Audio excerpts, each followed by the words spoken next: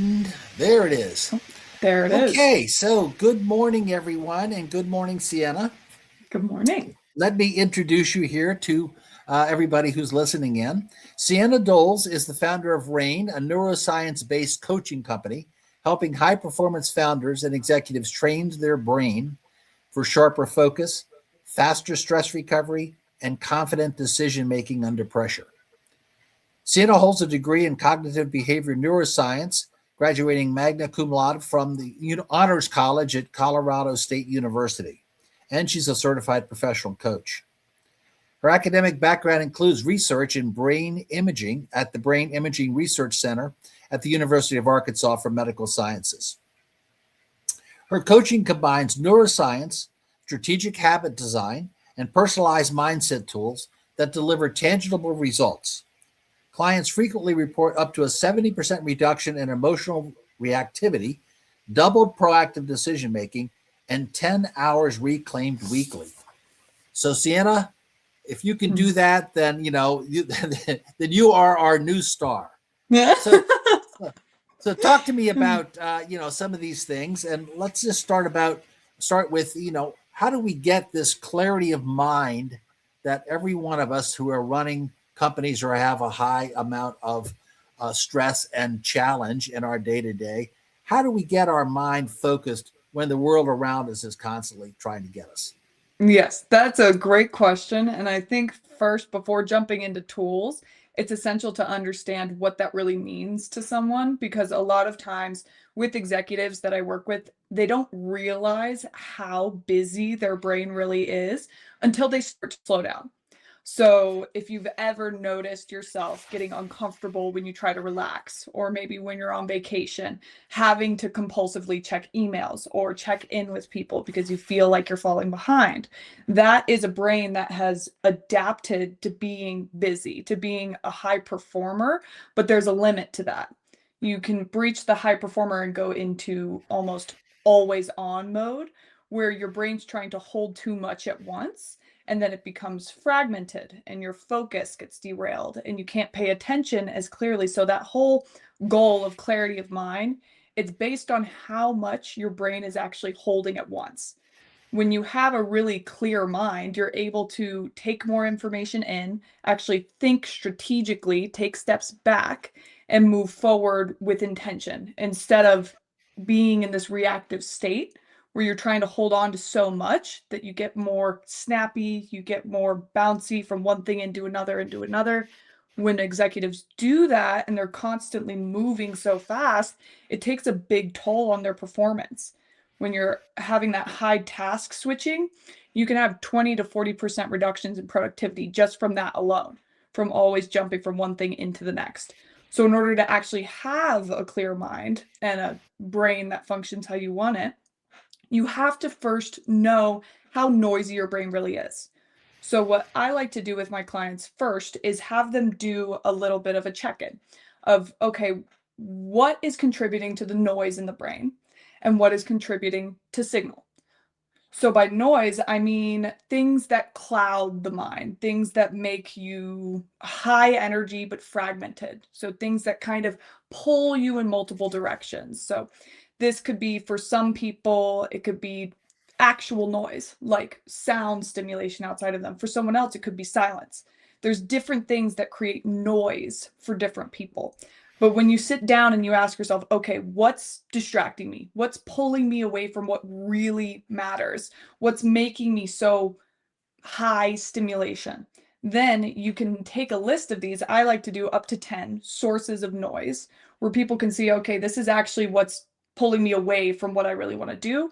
It's pulling me away from that clarity of mind I want to achieve.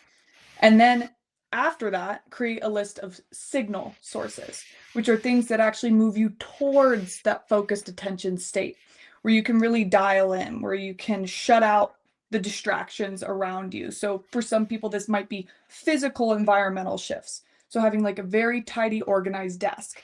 For other people, it might be creating boundaries with certain people. That creates signal because there's less chatter coming into them, less conversations that they end up replaying when they're trying to focus.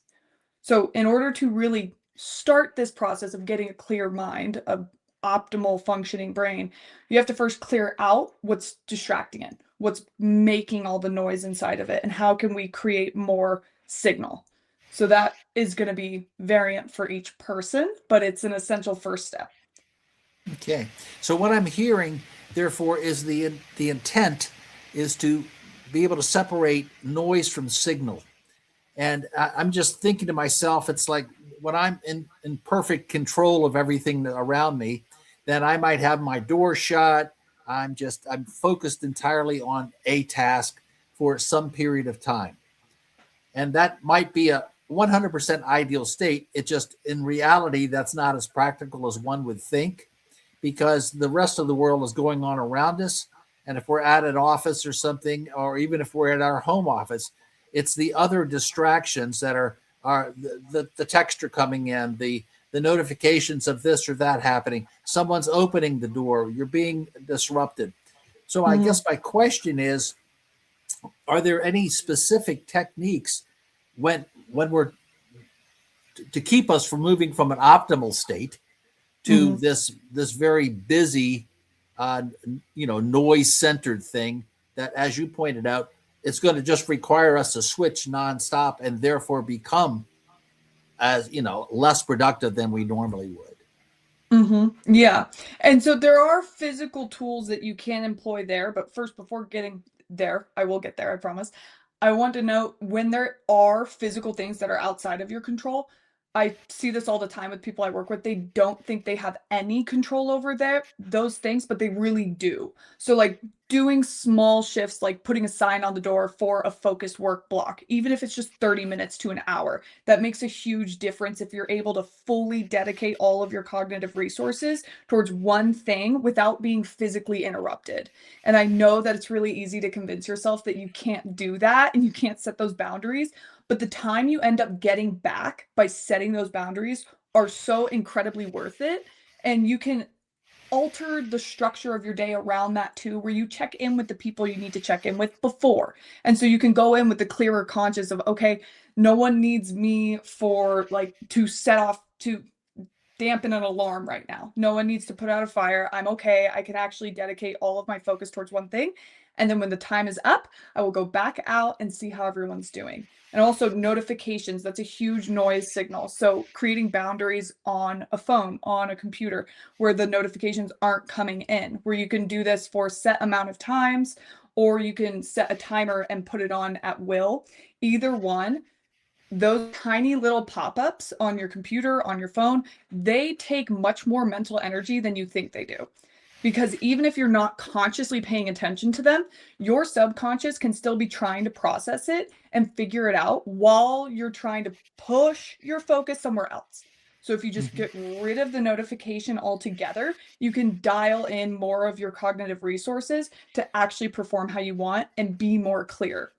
So one of the biggest things I like to recommend for people to do with scheduling that notification block is always have a boundary when you're winding down for bed so that you don't get pulled back into night emails and that you're actually able to wind down. It helps sleep tremendously because you're not trying to problem solve for things you're convincing yourself you'll handle tomorrow, but you're still trying to figure it out. Having that boundary from your wind down time to the time you're ready to start getting back into emails. So not when your alarm goes off, but after you've already taken care of yourself a little, after you've already regulated yourself and you're ready to hop back into all of the noise outside of you. That is great. So what I'm hearing is a lot of this is more of a mindset thing. So if I believe I have no control over the world and this cacophony of, appeals on my time, if I believe that, I'll probably be correct. If, however, I believe that actually I can control more than I think I might, simply Mhm. by notifying, putting up a sign, selecting out different blocks of time, then that alone would drive productivity increases. Mhm. Yeah. Exactly. We put a lot of pressure on ourselves for not really solid reasoning sometimes just because we believe it's making us more productive. We believe that we always have to be operating in that always on state. But in reality, it makes us less productive, it scatters our focus, and it takes a huge emotional toll on people too. And that's oftentimes what leads to burnout, is that constant just jumping in, that need, the feeling like you need to always be available to other people, that you Right. always have to be on. But if you're not protecting your time, you're not protecting your mental energy, it's going to get completely consumed by the things around you, by the people around you, by the tasks around you. It will just keep pulling. So Right. definitely huge roots in how you're viewing it in the first place and how you can actually set those boundaries.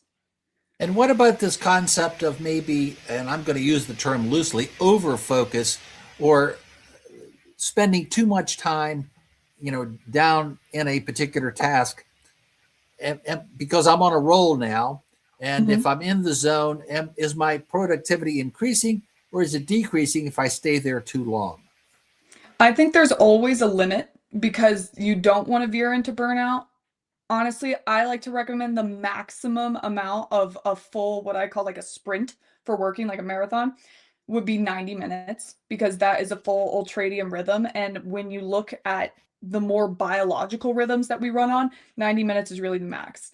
That's where you don't bleed into pulling too much of your resources towards something. And even if you don't feel it at the 100-minute mark, you'll feel it compounded over days, over weeks, and then again can lead to burnout. And we don't want that. So if you learn how to work with your rhythm of your brain, of your body, and you put work in strategic breaks, you will work so much better in the long run, and you'll feel better. Your performance will go up, and you'll start getting time back because you're just better at partitioning your day instead of just stacking one thing onto the next, onto the next. And eventually there's just, the list never ends and you never feel like you're done. And so you're draining yourself physically and mentally, and burnout. That's what happens. So the irony of this is that actually we gain time by taking breaks. Yes, and so many people don't understand that. It's so essential though, because your brain, again, it can't hold all that much at once. It can stretch its capacity, but then it's being pulled in like 27 different directions. It can't focus at its best. When you work in strategic breaks and you allow your brain to breathe, in essence, you allow it to let go of what it was already holding on to, you are basically refreshing your entire operating system. You sit back down with clear eyes, with a clear mind. You're able to problem solve better. Like walking breaks boost creativity by like 60%. You're able to think differently after you get out of the state you've been sticking yourself in, and you come back after you've been tech free and just stimulus free. You're just allowing yourself to let go so that you can come back fully ready and capable for whatever you were doing or whatever you're doing next. Okay. So now, perfect. I love the thinking. So my question is, and you had mentioned that, hey, when you start the day, you may not want to dive right back into email right out of bed, because we're starting the day theoretically refreshed and clear. Okay, Mhm. not carrying too much of yesterday forward on us. When we're in the middle of a day, I'm hearing that, okay, yes, if you could take a break, you can take a short walk, even if it's just a walk around the office, walk to the restroom. I don't care. Just do something to just sort of break up the thing.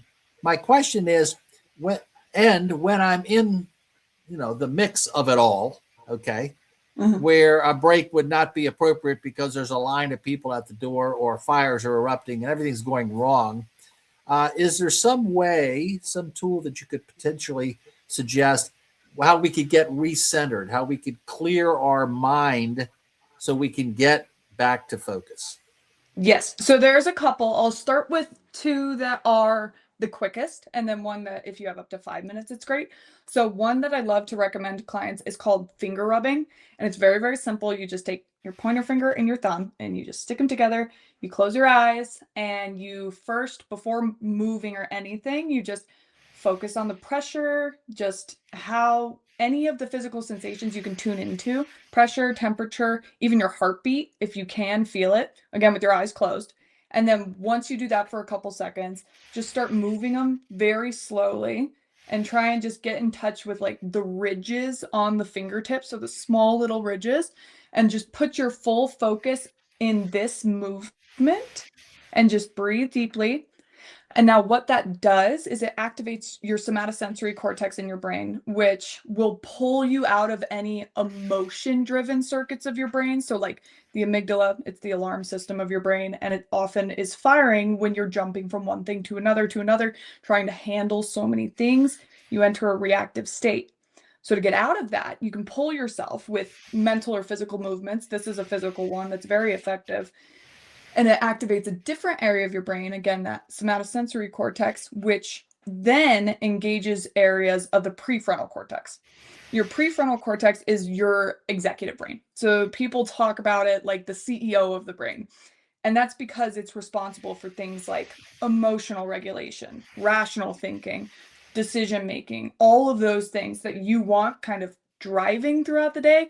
That's largely founded in your prefrontal cortex.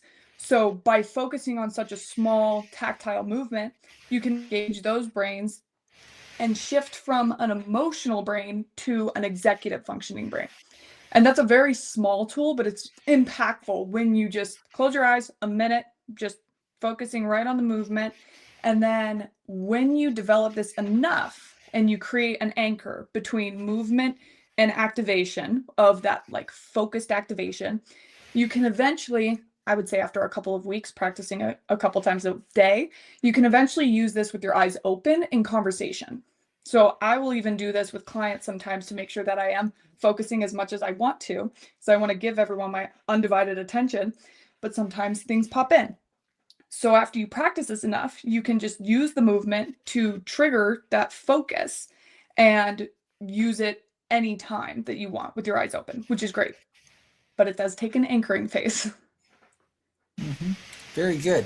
And so I could imagine that that actually would be, I'm just thinking, if I'm working with somebody and it's just a one-on-one client, getting up and taking a walk, for me anyway, to recenter may not be the best plan because they're in the Yeah. middle of something. But if Yes. I'm able to, if I'm able to do something subtle under the table just to recenter myself with this finger rubbing, that could be very helpful because what I'm doing is I'm Yes. doing this without interrupting their report. Yes, and having tools like that is essential because you're right, you're not always going to be able to just stand up and leave and go take a 10-minute walk to refresh yourself. That's not the nature of the world, unfortunately, but there are tools that we can use when we're talking to someone, when we're in a meeting, when we're at a conference, any of those things. And other tools that I would recommend for those situations are largely rooted in breathing, because your breath is a direct regulator of your nervous system. And so if you can use very effective breath work that isn't obvious, you can regulate yourself and pull yourself again out of that reactive state and into a more calm, responsive state where you can pull your executive functions back online. So in conversation, I recommend if you are in a conversation that's heightening your emotions, and instead of immediately reacting, you count to 10, but on the inhale, you count to 3. So you breathe in for 3 and you breathe out for 7. And what that does, the extended exhale, it activates your parasympathetic nervous system, and that is what calms you down. When you're in a conversation, and this could be a professional conversation or a personal conversation, and your emotions start to rise, typically you don't react the way you want to. You react based on that emotional stimulation. But when you are getting emotionally active, your sympathetic nervous system is driving. And that is what creates the fight or flight response. That's what creates stress. And so if you extend your exhales and do longer exhales by simply inhaling for 3, exhaling for 7, you can switch nervous system dominance. You can go into parasympathetic, and that calms your system down, and it allows you to not react with the first thing that pops into your head because you're taking a pause, but you're also shifting your state so you're able to think differently. You're able to take a step back from what maybe you were going to just spit out. And now you can think a little bit deeper and have a more rational response. Mm-hmm. And I'm just thinking that, and I'm sure this is like the practice, when you practice this, you get better at it, Mhm. these tools. And I'm thinking about, okay, a big inhale, a lot of noise, and a big exhale, very verbally driven. This is probably not what I'm shooting for here, but just remembering what I'm doing. I know when I get triggered or emotionally charged, I can feel it. It's like, I don't have to wonder what's going on. I know what's happening. Something is setting Mhm. me off. And so, as opposed to being in that state where I'm not going to act, I'm going to react, and that's not the best plan. If I'm hearing you right, if I could just take a subtle breath, but mostly a very extended exhale, that will draw me back into the present so I can do more acting versus reacting. Exactly, yes. And it's something we don't really realize so much, but when you are in that reactive state, when you're emotionally heightened, your breath adapts to that in a different way. So typically you have shorter breaths, you have more shallow breaths, and oftentimes for people it's chest-based breathing, which can create a low-grade stress constantly, like a low grade state of stress, just because you're breathing into your chest. And so when you shift your mind to become more mindful of, okay, where am I breathing and how deep is it? That is something you can do continuously throughout the day to just lower your overall stress baseline, to start to calm yourself down so you can enter that responsive state instead of that constant reactive state, because the reactive state is going to drain you mentally and physically over time. So that little phrase you hear people tell you, take a breath. Well, it turns out that might be really good idea because That's a that's what really we're good talking about. advice. Yeah.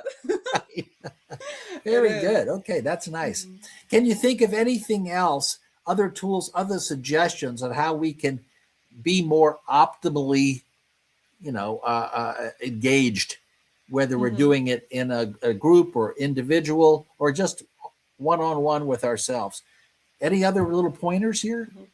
Yeah, I would say if you notice that your brain is one that feels like it's always on, where it's always kind of jumping from one thing to another, taking time to do what's called a brain dump is one of the most effective ways to actually let go of all of that mental chatter.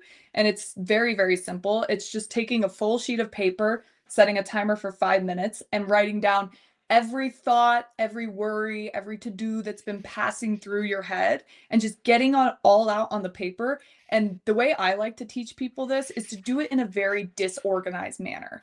So if something seems to be repeating a lot, write it big. If something's really small, but it's kind of nagging at you, write it small and in the corner. Like you can write sideways, you can write upside down, whatever comes to you, but capturing the random nature of the mind and putting it down on paper instead of trying to filter it through an executive brain and make a cohesive list, it allows for a deeper release because the mind is not organized. It's all over the place and it's trying to go through the brain and it's activating a lot of different networks because it's trying to do 1,000 things.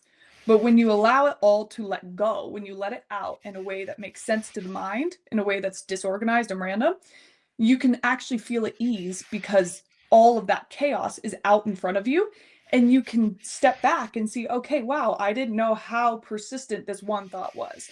And I didn't know that this was repeating that often, but now I can see it.